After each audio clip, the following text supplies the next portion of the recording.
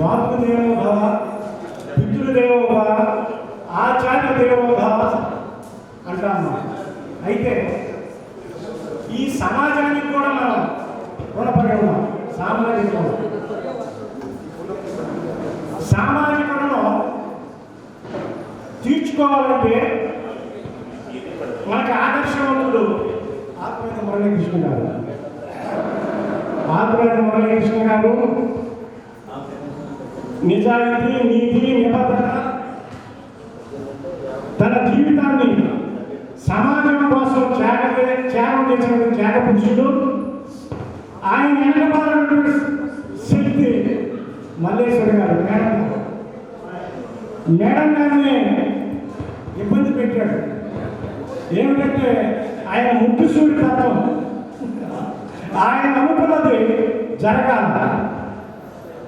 ఆయన ఉద్యమాల్లో కూడా ఎవరిని కలెక్టర్ కానీ ఎస్పీని కానీ ఇక వాడు దేవుళ్ళని కానీ లెక్క చేసేవాడు, క్వశ్చన్ చేసేవాడు, నిలబెట్టేవాడు. ప్రాణాలను జగించి సైతం జీవన పోరాటం సాగించాడు. కృష్ణేశ్వరరావు గారు, మురళీకృష్ణ గారు, కొంతమంది వాళ్ళ సాంస్కృతిక దళంలో గుంటూరు జిల్లాలో 100 ప్రదర్శనలు ఇచ్చారు.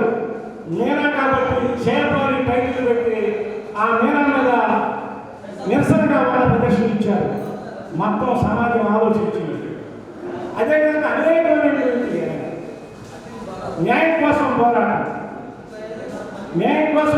అని మొత్తంగా పేదవాడికి రాజ్యాధికారం వచ్చినప్పుడు మాత్రమే సామాజిక న్యాయం జరిగింది, సామాజిక మార్పు సంభవించింది.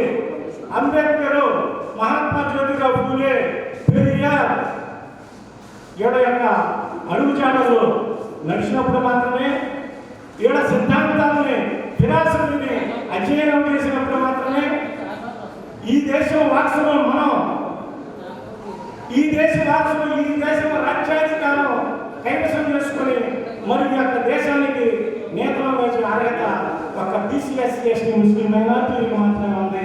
మెజార్టీ ప్రజల అధికారంలో ఉంటుంది. ప్రజాస్వామ్య దేశంలో మైనార్టీ జనసంఖ్య కలిగినటువంటి 1-2 కులాలు మాత్రమే స్వాతంత్రం వచ్చినప్పటి నుంచి ఇప్పటి వరకు కూడా రాజ్యాధికారం చలాయిస్తా ఉన్నాయి.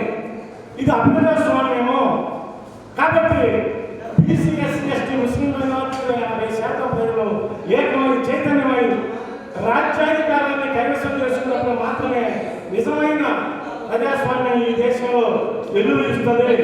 అప్పుడు మాత్రమే పేదవాడికి రావాల్సినవి వస్తాయి అని చెప్పి వెలుగెత్తి చాటి ముక్కుసూటిగా కొంతమంది శత్రువులు కూడా అయ్యారు. ఆయనకి ముక్కుసూటిగా మాట్లాడినంత మాత్రం శత్రువులు అయ్యారు.